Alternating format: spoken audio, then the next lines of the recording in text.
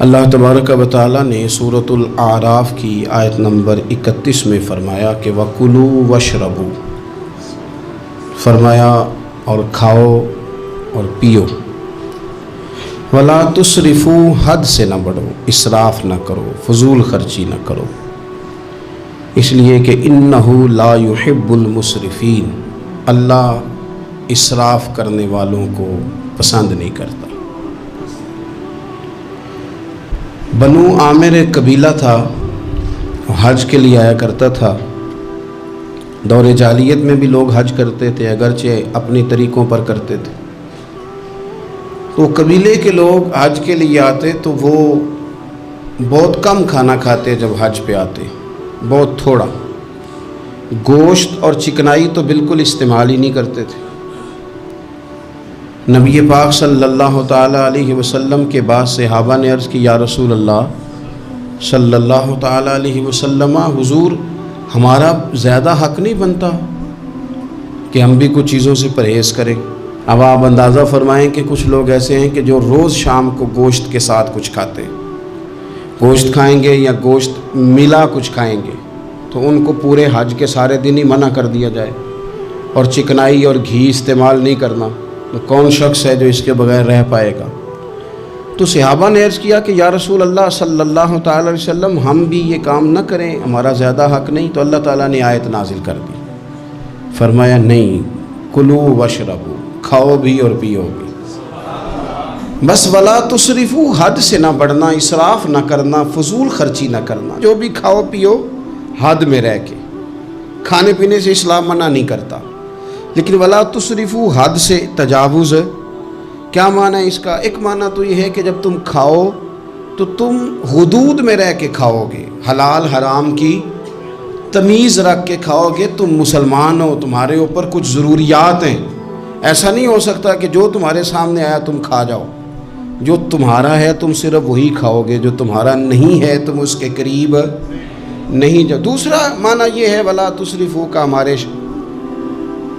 مفسرین نے بیان فرمایا کہ کھانے کے بعد نہیں کھانا، بغیر بھوک کے نہیں کھانا، کثرت سے نہیں کھانا، ہر وقت کھاتے رہنا، ہر وقت کھاتے رہنا، کھانے کو اپنے ذہن پہ سوار کر لینا، رات کو فیصلہ کرنا کہ ناشتے میں یہ کھاؤں گا، اور ناشتہ کرتے ہی دوپہر کے لیے کھانا منگا لینا، پلان کر لینا کہ یہ سبزی منگا لو، اور دوپہر کی ابھی ٹیبل پوری سجی ہوئی ہے اور دانتوں کے اندر وہ شخص صفائی کر رہا ہے اور ساتھ آرڈر دے رہا ہے کہ شام کو میرے لیے فلاں چیز۔ تو کوئی کھانے پینے تو نہیں نہ آیا مسلمان دنیا میں، کھانے پینے تو نہیں آیا، اور اتنا کھانا کہ اس کو سوار کر لینا۔ امام غزالی رحمۃ اللہ علیہ نے احیاء علوم کے اندر لکھا ہے کہ زیادہ کھانے سے مسائل پیدا ہوتے ہیں،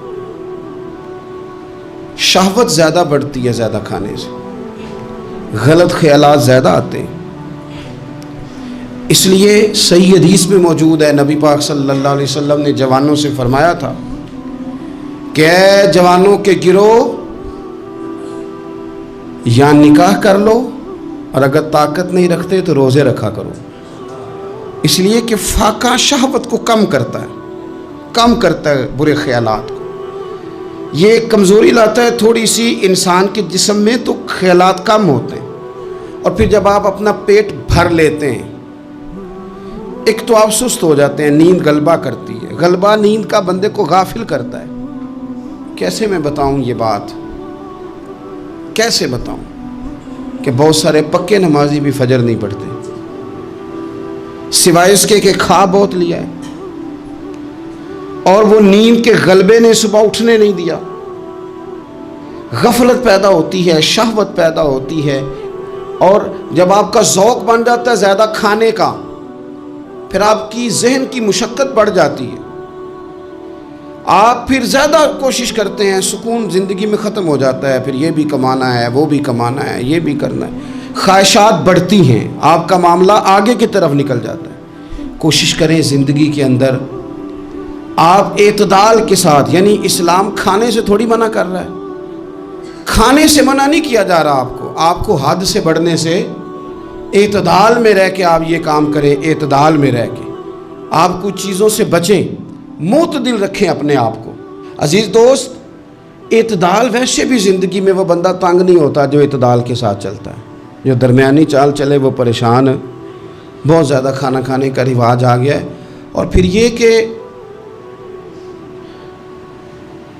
کچھ چیزیں بطور فیشن کے بھی، یعنی لوگ کہتے ہیں برگر کا اور پیزے کا رواج بہت زیادہ ہے. میرا ذاتی اس میں رائے یہ ہے کہ بہت سارے لوگ ہیں جو پیزے برگر کو آج بھی پسند نہیں کرتے، لیکن مصیبت یہ ہے کہ یہ کھانا فیشن ہے. یہ نہیں کھائیں گے تو لوگ ہمیں امیر کیسے کہیں گے، نہیں کھائیں گے تو لوگ پڑھا لکھا کیسے کہیں گے، جدید دنیا کا بندہ کیسے مانیں گے اگر نہیں کھائیں گے تو. نہ کریں ایسا، سادی غذا کھائیں اور بہت زیادہ کھانا کھانے سے اپنے آپ کو بچائیں. نبی پاک صلی اللہ تعالی علیہ وسلم خزانوں کے مالک ہیں، خزانوں کے، لیکن حضور نے نا فقر اختیار کیا، تھوڑا کھایا. یہ حدیث کبھی دل کی تختی پہ لکھ لیں تو کام آئے گی. یعنی کون سا ایسا گھر ہے جس میں شام کو روٹی نہ پکے تو قیامت نہ کھڑی ہو. عورتیں احتجاج نہ کر دیں، بلکہ روٹی نہ پکنا تو دور کی بات ہے، بچوں کی مرضی کی نہ پکی ہو تو وہ چیزیں توڑتے ہیں. لیکن قربان جائیں، ادھر دیکھو نا، کچھ ہمارے اوپر ہمارے دین کی بھی تو ذمہ داریاں ہیں نا. ہم نبی پاک سے محبت کرنے والے ہیں، کچھ سرور کائنات کی غلامی کے بھی تو قرض ہیں نا ہمارے ذمہ. میرے نبی پاک صلی اللہ علیہ وسلم کی پیاری زوجہ ام المومنین عائشہ صدیقہ رضی اللہ تعالیٰ عنہ فرماتی ہیں، مدینہ شریف آنے سے لے کر حضور کے وصال ظاہری تک کبھی ایسا نہیں ہوا کہ ہم نے 3 دن تک مسلسل پیٹ بھر کے گندم کی روٹی کھائی ہو. 10 سالوں میں کبھی ایسا. یہ بھی تو دین ہے نا، یہ بھی تو بھائی دین ہے کہ صرف نعرے لگانا ہی دین ہے، کہ صرف یہ کہنا ہی دین ہے کہ جناب میٹھا کھا لو کھانے کے درمیان سنت ہے، مسواک کر لو سنت ہے. یہ بھی تو سنت ہے کہ مسلسل 3 دن تک حضور نے پیٹ بھر کے کھانا نہیں کھایا. کوئی مجبور ہے اس کے لیے؟ حضور مجبور ہے نبی پاک صلی اللہ علیہ وسلم اس کے لیے؟ یہ حضور کی چاہت ہے، تھوڑا کھانا کھایا جائے، کم پہ گزارا کیا جائے اور سادہ غذا کو استعمال کیا جائے.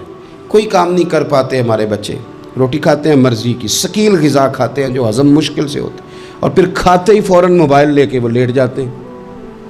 تو وجود کے اندر وہ صلاحیت ہی نہیں ہے کہ آگے بڑھ کے کوئی کام کر سکے. میرے نبی پاک علیہ السلام نے فرمایا کہ ہر چیز کی زکوٰۃ ہوتی ہے. ابن ماجہ میں یہ حدیث آپ کو ملے گی، ہر چیز کی زکوٰۃ ہوتی ہے. زکوٰۃ کا معنی پاک کرنے والی چیز. جب آپ زکوٰۃ دیتے ہیں تو زکوٰۃ آپ کے مال کو پاک کر دیتی ہے. فرمایا ہر چیز کی کوئی زکوٰۃ ہوتی ہے، اور فرمایا یہ جو تمہارا جسم ہے نا، اس کی زکوٰۃ روزہ ہے. روزہ اس کی زکوٰۃ ہے. گویا جب تم روزہ رکھتے ہو، حدیث ہمیں بتاتی ہے کہ پھر ہم اپنے آپ کو پاک کر لیتے ہیں. یہ بھوک وجود کو پاک کرتی ہے. آپ کے ذہن کو، یہ جس بندے میں بڑی صلاحیت ہے نا کام کرنے کی، وہ روٹی بہت زیادہ کھاتا ہے تو پردہ پڑ جاتا ہے، کر ہی نہیں پاتے کچھ. اور کھانے کے معاملے میں میں دیکھتا ہوں کہ شدت. میرا خیال ہے کہ شادی کے ولیمے میں جو گوشت پکتا ہے اس کے علاوہ بھی تو گوشت ہمیں ملتا ہی ہے نا. لیکن بعض لوگوں کو دیکھا جاتا ہے کہ وہ اتنا سالن ڈال لیتے ہیں کہ شاید ان کا خیال ہوتا ہے کہ آخری روٹی ہے، راج کے کھا لیں، اس کے بعد شاید چھٹی ہے تیری. آپ کیا کر رہے ہیں؟ اتنا کھا سکتے ہیں آپ جتنا آپ نے ڈال لیا ہے؟ اور پھر سنجیدہ قسم کے لوگ ہیں، سیانے لوگ، تو وہ کھانے پہ اس طرح مطلب اٹھ کے بھاگنا. بھائی جو چیز نصیب میں ہوتی ہے وہ تو چل کے بھی آ جاتی ہے، وہ تو اسباب اللہ بنا دیتا ہے. لیکن اپنی طبیعت کا ماحول یہ بنا لینا کہ کھانا ہی کھانا ہے، اور کھانے کے معاملے میں شکایتیں کرنا. مجھے جناب دیکھو فلاں آدمی کے میں گھر گیا تھا تو بوٹیاں کس طرح کی دے گیا ہے. کئی دفعہ تھوڑی سی نا بات سن کے تو بندے کا قد دیکھ کے شرم آتی ہے کہ کتنا تو بڑا آدمی ہے اور تو نے کتنی چھوٹی بات کر دی ہے، تو کیا عجیب بات کر رہا ہے. تو نبی پاک صلی اللہ تعالی علیہ وسلم اعتدال کے ساتھ کھانا کھاتے، فقر کو پسند کرتے. میرے نبی کریم صلی اللہ تعالی علیہ وسلم نے کم کھانا کھانا مومن کی علامت قرار دیا. حضور صلی اللہ تعالی علیہ وسلم فرماتے ہیں مومن ایک آنت سے کھاتا ہے، ایک آنت سے مومن کھاتا ہے، اور کافر اور منافق 7 آنتوں سے کھاتا ہے. 6 گنا زیادہ روٹی کھاتا ہے کافر اور منافق مومن سے.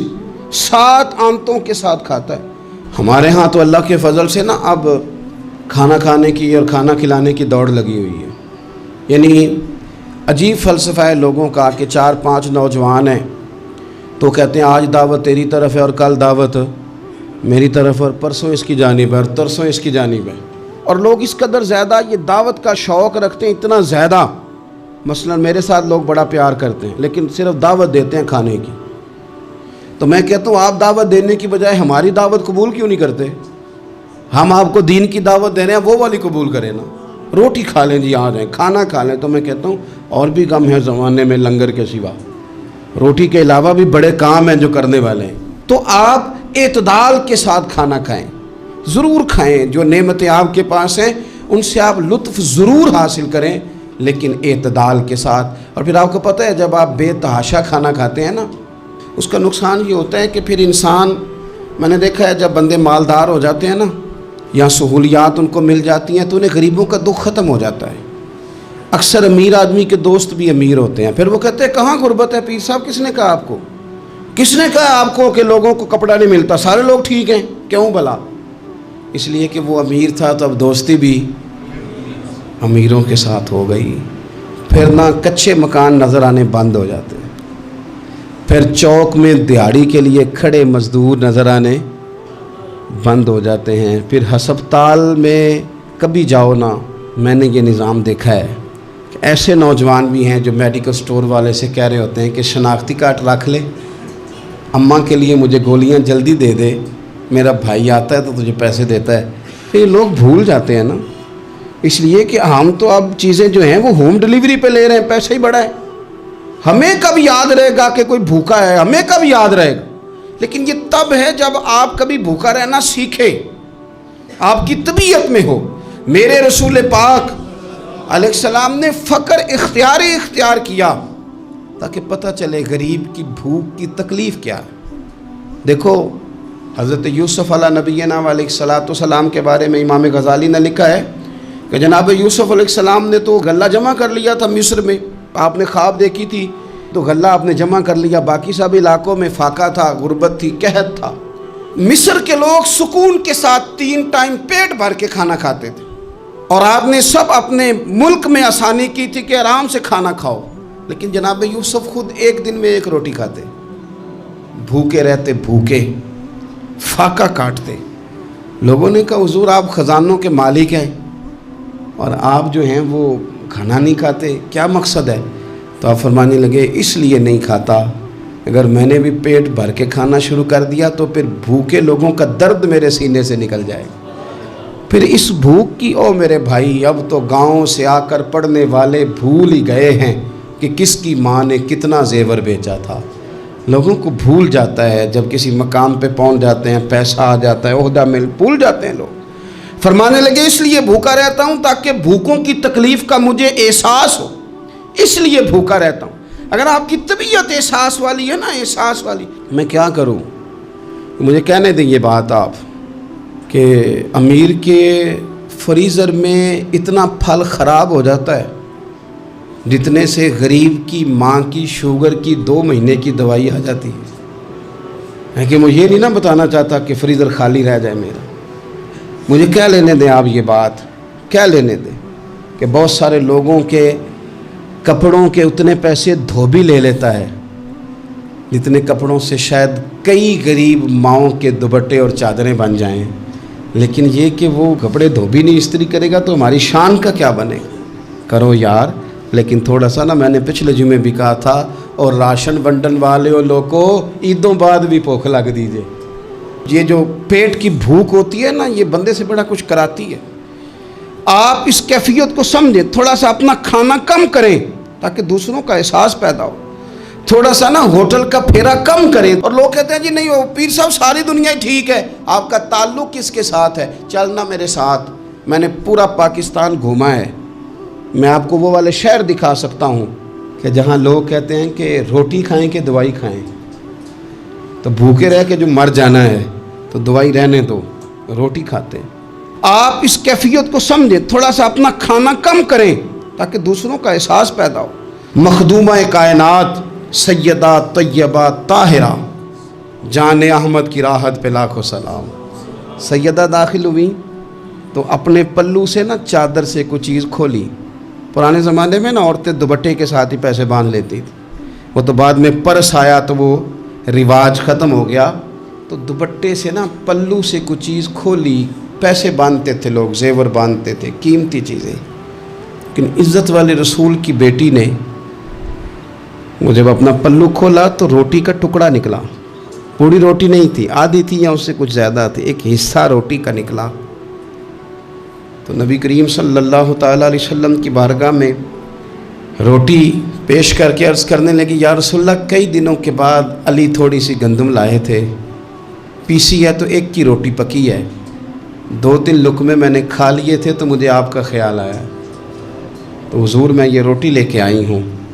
اللہ کے محبوب نے روٹی اپنے دست مبارک پہ رکھی، ایک ٹکڑا ایک لقمہ توڑ کے منہ کے قریب کیا، پھر سیدہ کی طرف دیکھ کے فرمایا، پتر 3 دن میں نا 3 دن اور 3 راتوں میں یہ پہلا لقمہ ہے جو تیرے باپ کے گلے سے گزرنے لگا۔ یہ 2 جہاں کے شاہ ہیں، یہ پاس کچھ رکھتے نہیں، 2 جہاں کی نعمتیں ہیں، ان کے خالی ہاتھ میں۔ حضرت عائشہ صدیقہ رضی اللہ تعالیٰ عنہ فرماتی ہیں، حضور اتنا فاقہ کرتے تھے کہ پیٹ مبارک پیچھے کمر سے جا لگتا تو میں نا ہمدردی کے ساتھ پیار سے پیٹ پہ ہاتھ پھیرتی، او غریبو نہ رویا کرو نا یار، اگر کبھی فاقہ کاٹنا پڑ جائے بڑے خوش بخت ہو، تم وہ کام کرتے ہو جو حسنین کی اماں کرتی تھی، تم وہ کام کرتے ہو جو رب کے لاڈلے محبوب کرتے تھے، تم وہ لوگ ہو۔